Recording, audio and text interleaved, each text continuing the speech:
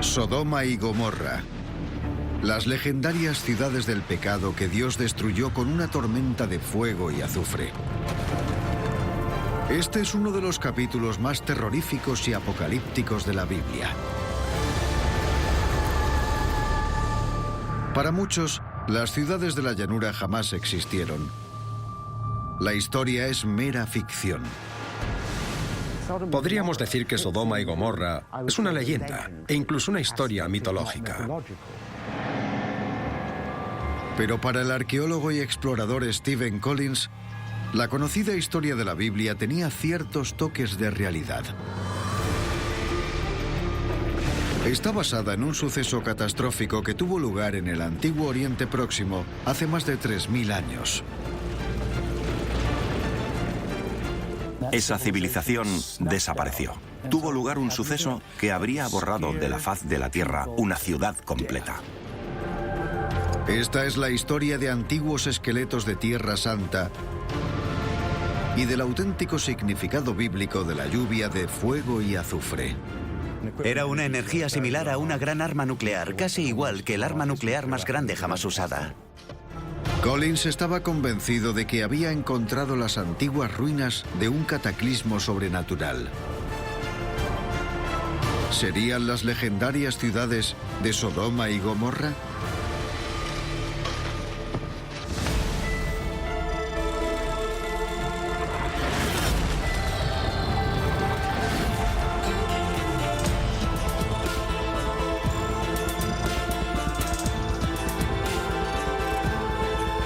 Misterios de la Biblia, la búsqueda de Sodoma.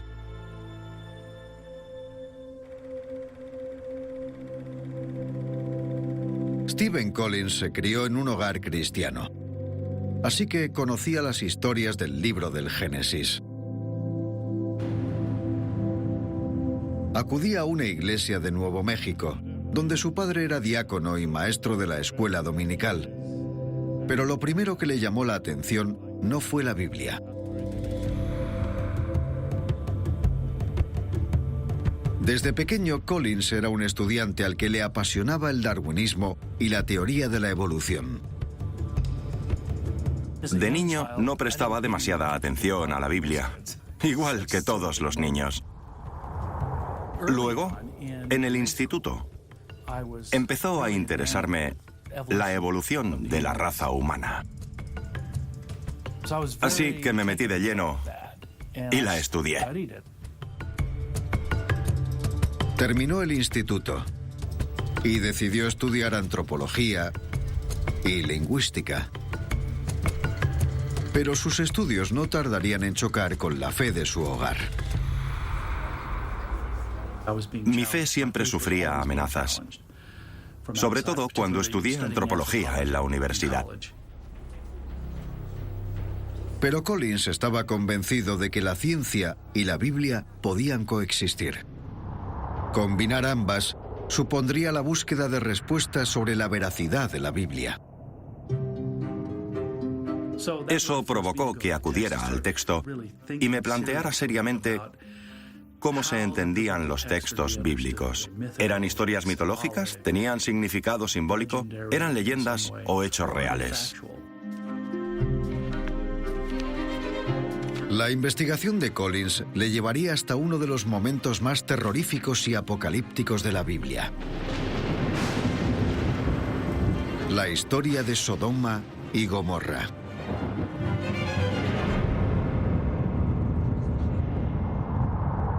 La Biblia nombra 5 ciudades de la llanura, cada una con su propio rey, y en una zona fértil al sur de Canaán.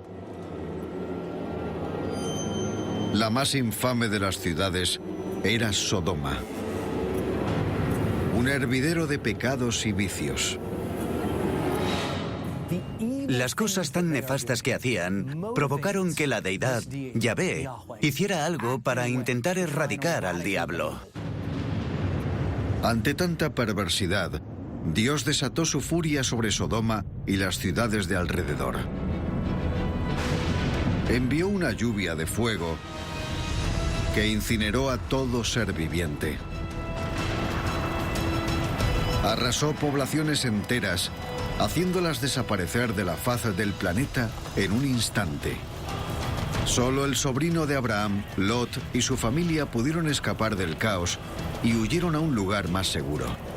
Los ángeles les dijeron que no miraran hacia atrás, pero la esposa de Lot no hizo caso y se acabó convirtiendo en una estatua de sal.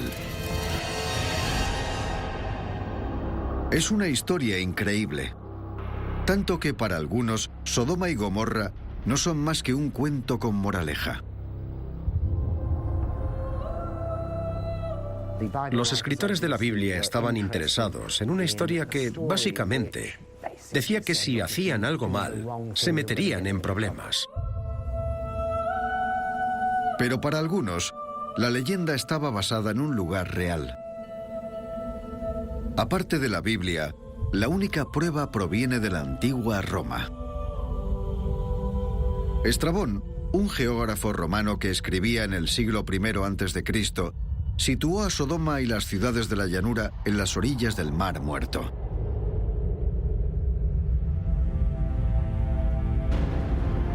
Collins descubrió que la búsqueda por la región sudoeste del Mar Muerto en 1973 desveló evidencias de antiguos asentamientos. Las excavaciones revelaron un asentamiento de 5 lugares que parecen coincidir con las descripciones bíblicas de las 5 ciudades de la llanura. Las 5 ciudades fueron destruidas en la Edad de Bronce, alrededor del año 2300 a.C.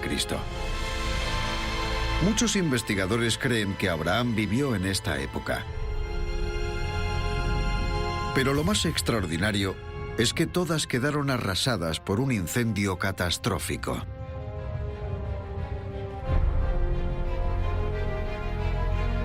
Las mayores de las 5 ciudades eran Bad-edh-Drah y Numeira. Según muchos aficionados, serían las candidatas más probables a ser las legendarias ciudades de Sodoma y Gomorra. En 1996, Collins era experto en teología, arqueología y escritura antigua. Apoyaba la idea de que Bad-edh-Drah y Numeira eran Sodoma y Gomorra. De hecho, viajó hasta Tierra Santa para proclamarlo a los 4 vientos. No veo ninguna razón para no aceptar que Bad-edh-Drah y Numeira son Sodoma y Gomorra. Parece encajar, sin duda. Hice un montón de tours. Llevé a mucha gente a visitarlas. Pero de pronto, todo estaba a punto de cambiar.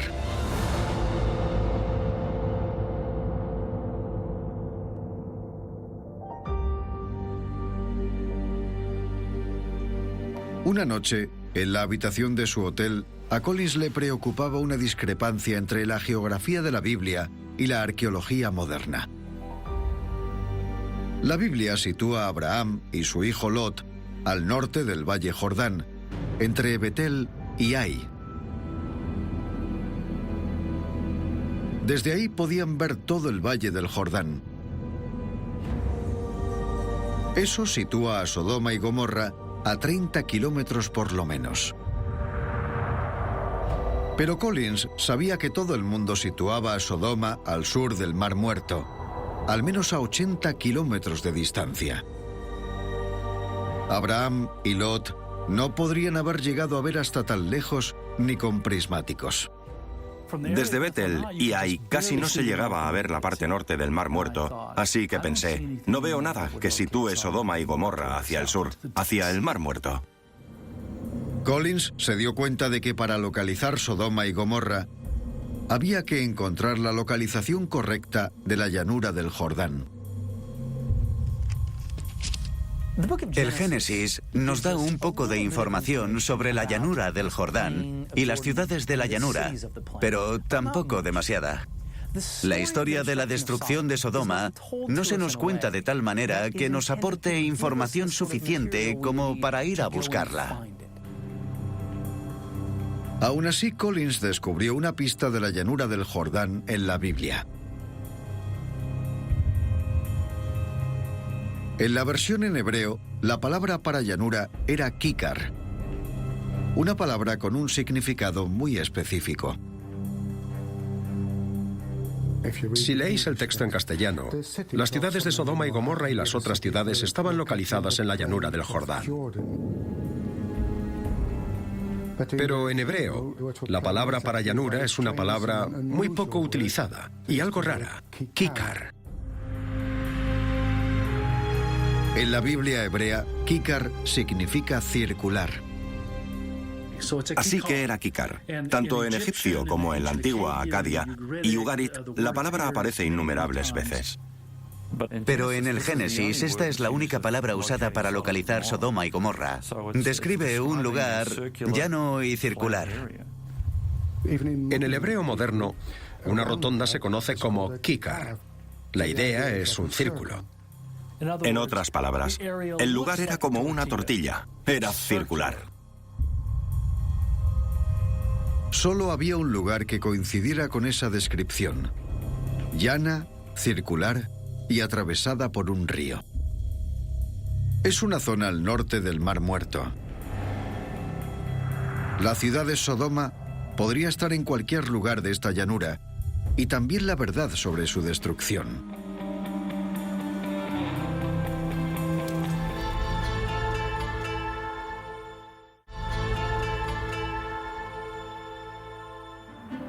Albuquerque, Nuevo México, 2002. Hacía 6 años que Collins se dio cuenta de que Sodoma no podía estar en la región del Mar Muerto. Su opinión va en contra de lo que dice la arqueología. Pero el misterio de la verdadera localización de Sodoma le sigue inquietando. Y decide continuar su búsqueda. Busca Sodoma en un antiguo mapa. Los investigadores siguen discutiendo sobre si estas historias son realidad o ficción, o mitad y mitad. Pero nunca han discutido sobre la legitimidad, la precisión geográfica descrita en esas historias. En la iglesia de San Jorge del primer periodo bizantino, en Madaba, Jordania, Collins encontró el mapa original más antiguo que existe de los famosos lugares bíblicos. El mapa sitúa los distintos lugares bíblicos.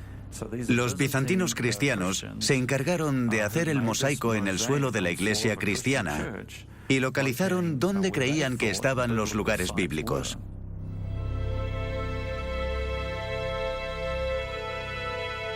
El mapa es del siglo VI después de Cristo. Señala muchos lugares que eran desconocidos para los investigadores hasta ese momento. Pero ahora, los arqueólogos habían podido comprobarlos. El mapa incluye Zoar, una de las 5 ciudades de la llanura, hacia donde, según la Biblia, Lot escapó con su familia.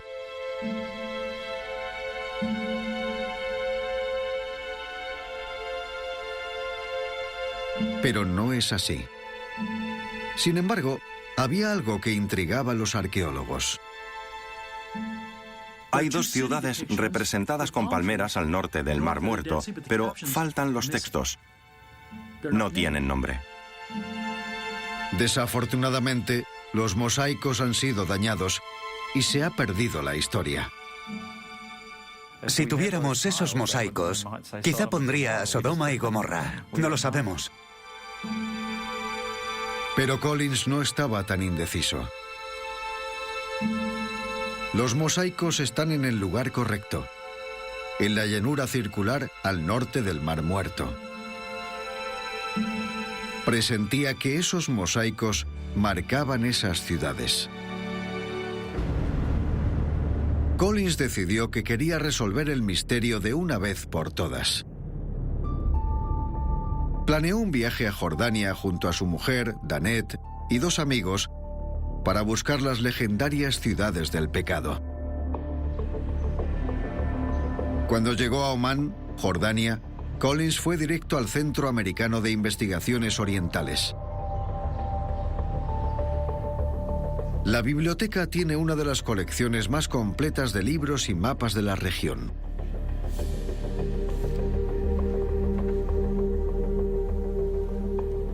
Necesitábamos informes de evaluación, de excavación, todo lo que hubiera de esa zona.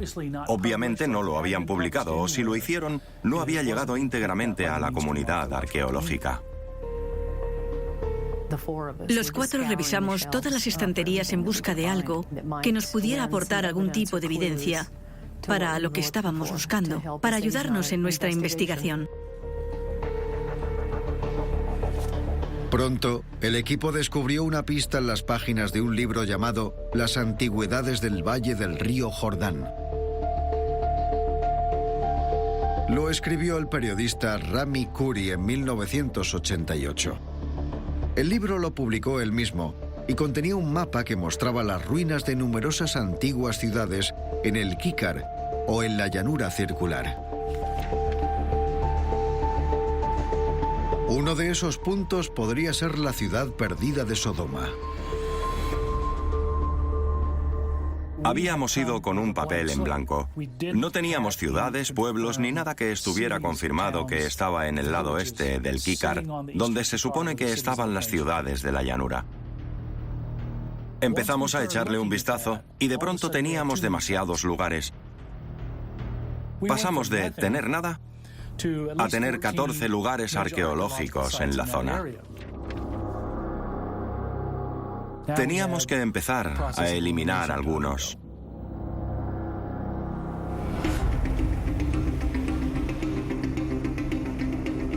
Nos organizamos para explorar todas esas localizaciones una a una.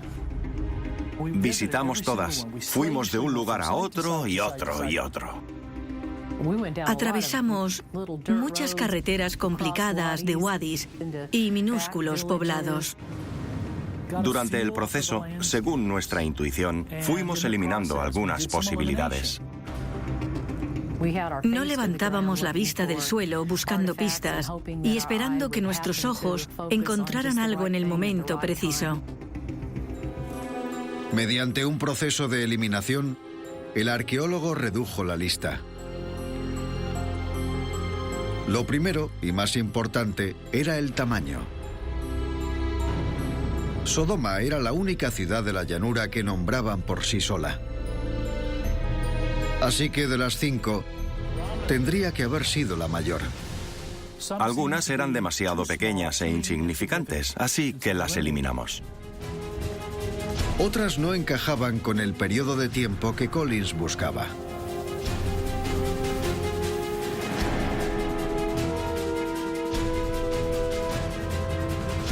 En solo una semana, barajaba 2 lugares que podían ser la ciudad de Sodoma: Tal Nimrin y Tal el Hamán.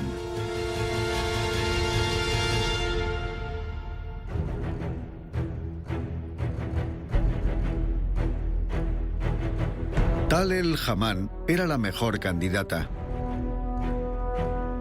Tal el Hammam no solo era la mayor ciudad de la Edad de Bronce que hay en el sur del Valle Jordán, sino que también estaba más desarrollada que las demás.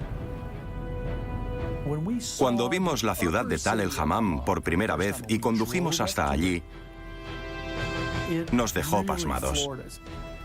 Hizo que se me pusieran los pelos de punta.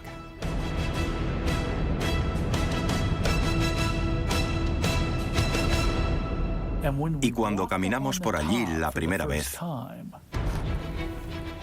madre mía, al estar en lo más alto, a partir de aquel momento no tengo ninguna duda de que esa ciudad estaba allí por una razón concreta. Si no era Sodoma, igualmente sería la primera candidata de la lista.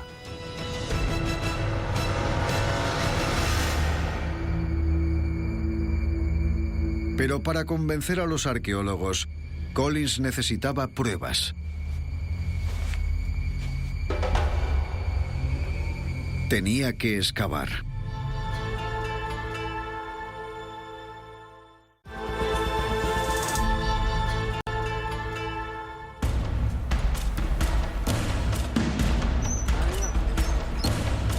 En el verano de 2005, el Departamento de Antigüedades aceptó la propuesta de Collins para excavar el lugar.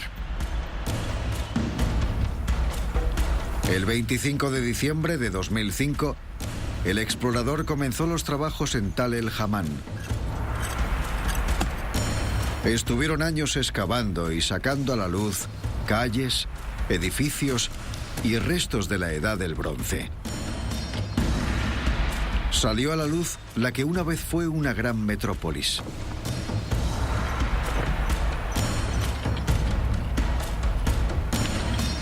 El lugar era mucho mayor de lo que esperaban.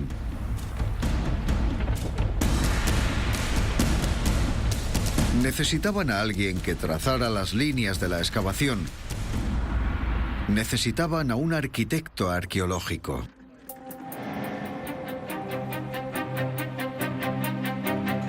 El Dr. Lynn Rittmeyer es uno de los arquitectos arqueológicos más importantes del mundo. En el año 2003 recibí una llamada y me preguntó, ¿quieres venir conmigo a ayudarme? He descubierto Sodoma.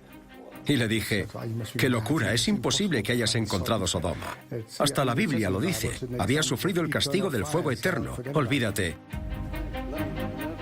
Tuve que convencerle sobre la conexión de Sodoma porque, al principio, no estaba muy dispuesto a colaborar. La destrucción se nombra varias veces en el libro sagrado y la describe como una destrucción completa y total. Así que no me había planteado la posibilidad de encontrar restos de esas ciudades. Conociendo a Lynn, seguramente dijera algo como, despacio, no saques conclusiones tan rápido. Pero las evidencias provocarían que el arquitecto arqueológico se fuera involucrando cada vez más. Más que nada sentía muchísima intriga. Así que estaba deseando dejar a un lado mis ideas prejuzgadas sobre la destrucción de Sodoma y Gomorra e ir a explorar el nuevo territorio. En enero de 2010, el Dr. Rittmeyer llegó a Tal el Hammam.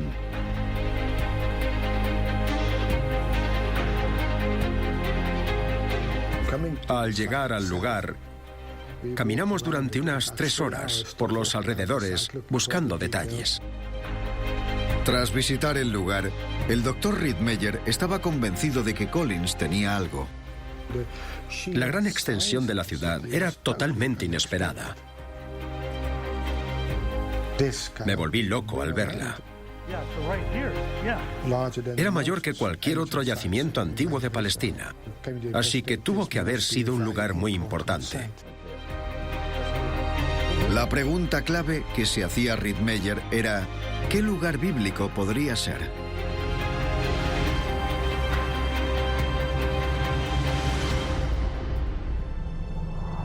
Si Tal el Hammam era Sodoma, la Biblia proporcionaba bastantes datos sobre lo que los exploradores se deberían encontrar. El Génesis cuenta que Dios envió 2 ángeles para que destruyeran Sodoma. Fueron a la ciudad haciéndose pasar por humanos. Allí, el sobrino de Abraham, Lot, que estaba sentado en la puerta de entrada a la ciudad, les saludó. En el Génesis 19 pone que Lot estaba sentado en la puerta. Esto significa que había una puerta de entrada a la ciudad. La Biblia deja claro que Sodoma era una ciudad fortificada.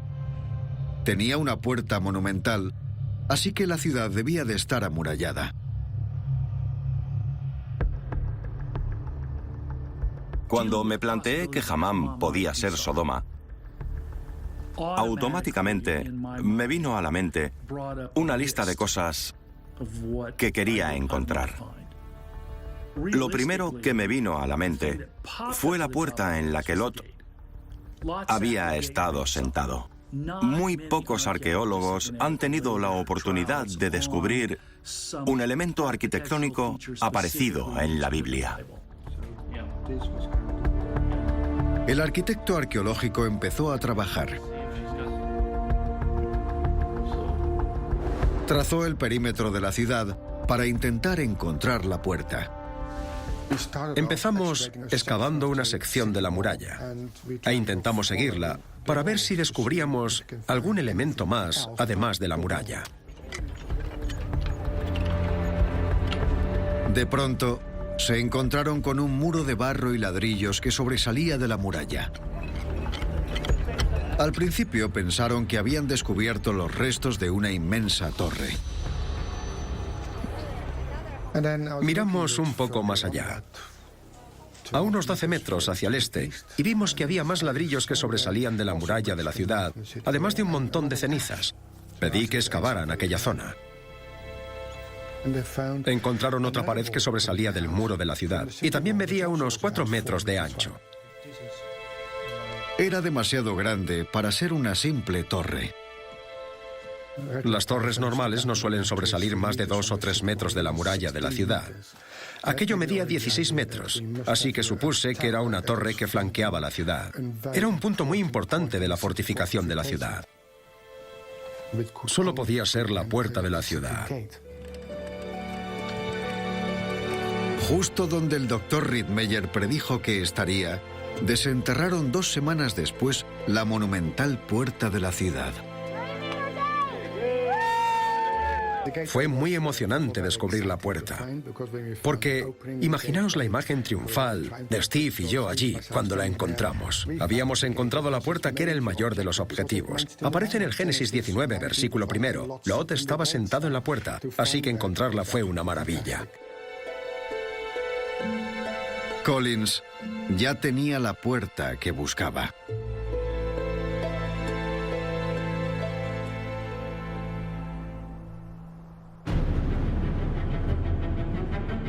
Las pruebas físicas empezaban a aparecer. La geografía, la cronología y la arquitectura sugerían que Tal el-Hammam era la legendaria Sodoma de la Biblia. Pero para asegurarse, Collins tenía que demostrar que Tal el-Hammam había terminado tal y como lo habían hecho las ciudades de la llanura. Debido a un cataclismo apocalíptico con lluvia de fuego y azufre.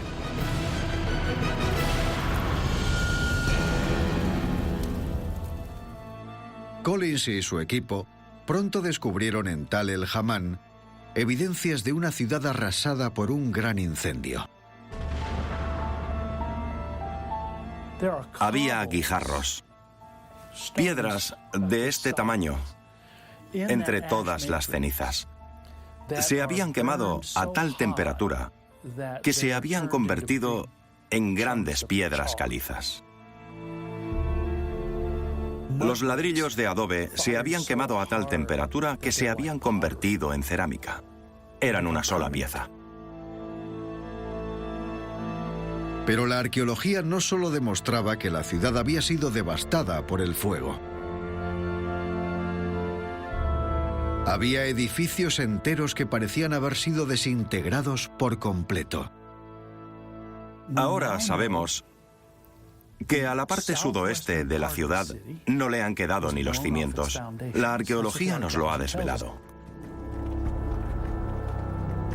Era un buen comienzo, pero no había pruebas contundentes. Otras ciudades bíblicas, como Jericó, también fueron arrasadas por un incendio.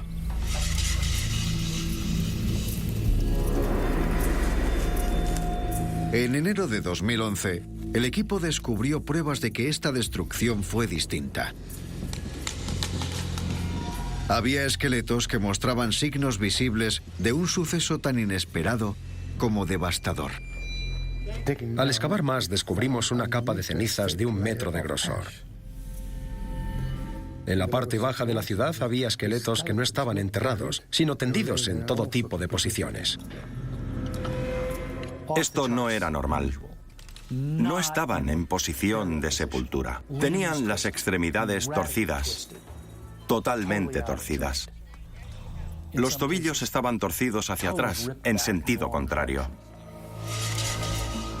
Esa gente quedó incinerada en un instante y cayeron con los brazos y pies cruzados y los huesos rotos.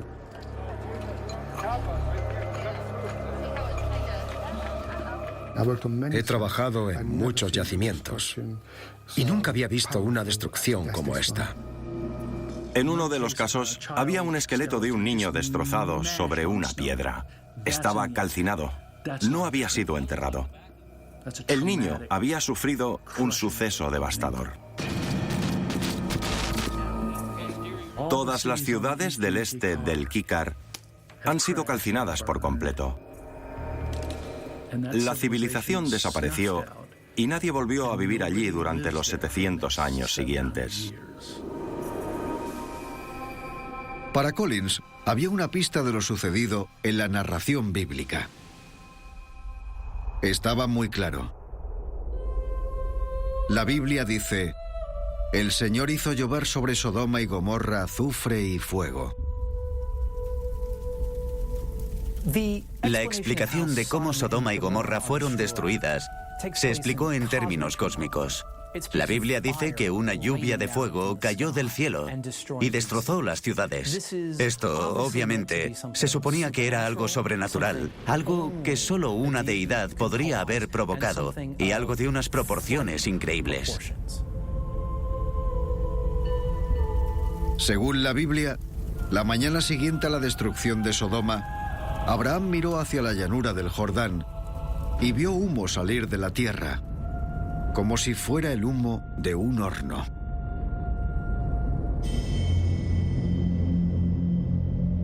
Hay una teoría popular que cuenta que todo fue provocado por un terremoto, pero Collins lo descartaba. La Biblia no dice que el suelo se abriera y saliera fuego de él tragándose las ciudades. Eso no es lo que pone en el texto. Si el escritor hubiera querido describir un suceso geológico tan grande, tenía todo el vocabulario para describirlo. En la Biblia hay un montón de terremotos, así que podría haber dicho que era un terremoto. El Antiguo Testamento habla de un fuego que cayó del cielo. Cayó una lluvia de azufre y fuego. Caían piedras ardiendo del cielo. ¿Cómo van a caer piedras ardiendo? Fuego y azufre del cielo. Para mí es algo muy sencillo. Estoy completamente seguro de que fue un hecho cósmico. Caía del cielo. Caía del cielo. No salía del suelo. Para Collins, un cometa o un asteroide sería la explicación más sencilla para la destrucción de Sodoma y las ciudades de la llanura. Pero un meteorito habría provocado un gran cráter. Y no se ha encontrado ninguno. La teoría del meteorito, al igual que la del terremoto, parecían haber quedado entre las cenizas de la historia.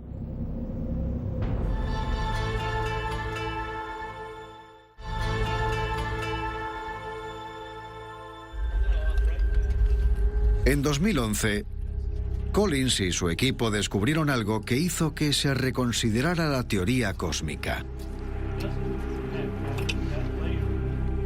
Al excavar las cenizas de Tal el Hamán, descubrieron algo realmente extraño. El fragmento de una olla de 4000 años de antigüedad. Llegamos a la capa de cenizas de la destrucción del Bronce Medio. Estaba dura como una piedra. Era de color gris oscura y había un montón de escombros alrededor.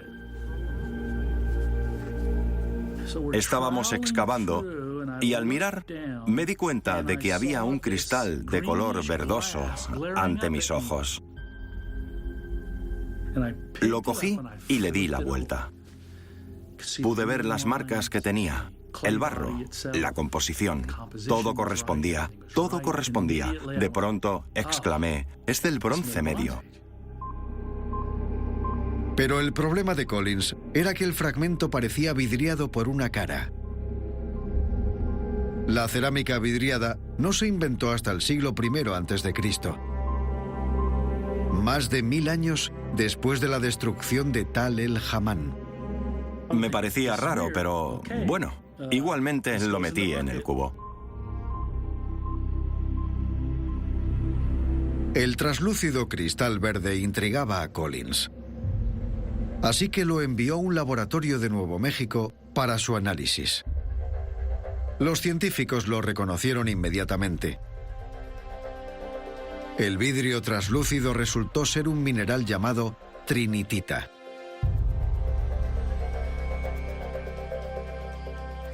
La trinitita se descubrió en 1945 en el desierto de Nuevo México. Fue descubierta a raíz de una prueba nuclear. La primera prueba de una bomba nuclear de la historia. La superficie de la cerámica es físicamente, químicamente y materialmente igual a la trinitita. El suelo arenoso se derritió en el momento de la explosión de la primera bomba atómica. Collins creía que la trinitita descubierta en Tal el Hammam solo podría haberse formado debido a una altísima temperatura que habría provocado que el silicio se derritiera y se fundiera con el barro.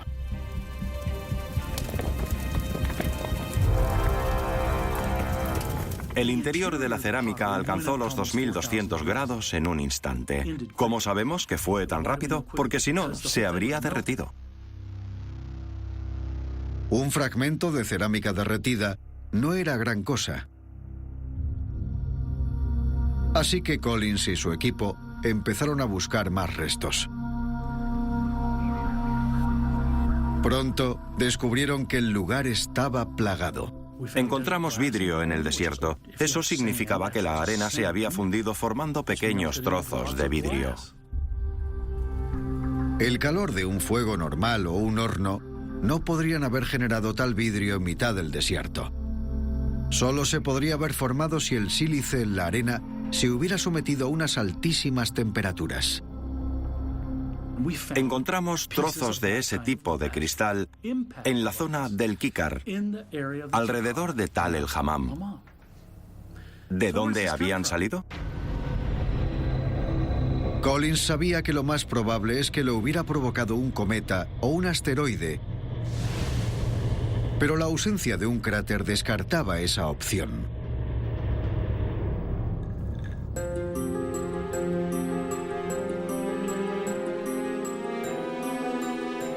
Aún así, un día Collins se dio cuenta de que había otra explicación celestial. Estaba en el salón y estaba viendo la televisión y casualmente estaban dando un documental sobre asteroides. El documental hablaba sobre un extraño fenómeno cósmico conocido como bólido. El bólido más famoso y estudiado de la historia moderna sucedió en una remota zona de Siberia llamada Tunguska.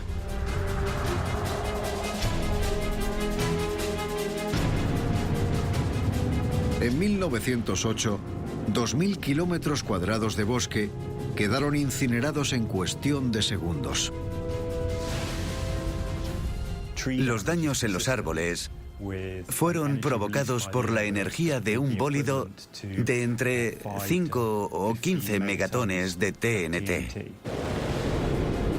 Es una energía equivalente a la de un arma nuclear, la mayor jamás usada. Un bólido se origina cuando un cometa o un asteroide se desintegran antes de impactar, de tal manera que no se genera ningún cráter, porque no hay impacto. Después de que el asteroide se fragmente, la superficie aumenta, la fuerza de resistencia también, y se ralentiza drásticamente.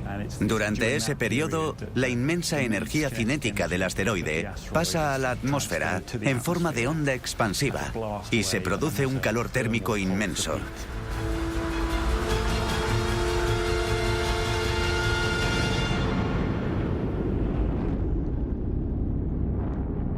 Lo que llega a la Tierra es una onda expansiva y una nube de plasma caliente que vaporiza el entorno, provocando un escenario de humo, polvo y escombros.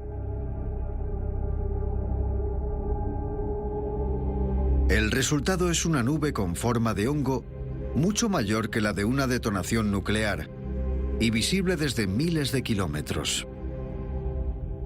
Al verlo tuve que sentarme.